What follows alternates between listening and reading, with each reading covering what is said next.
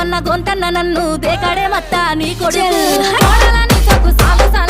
అందుకే దేకలే నా కొడుకు సల్ల సల్లాగున్న ఆ సందులాసి వట్టడే మత్త నీ కొడుకు చీకటేలయ్యింది సందులో నా సలి అట్టెట్ట పడతాడే నా కొడుకు అయ్యో ముట్టడెందే చెయ్యి వట్టడెందే అంత నీ కొడుకు అట్టెట్ట చేస్తాడెందే అంత దేకు దేకు అన్న గొంతన్న నన్ను దేకడే మత్త నీ కొడుకు అయ్యో కోడలని సొక్కు సాలు సలాయనే అందుకే దేకలే నా కొడుకు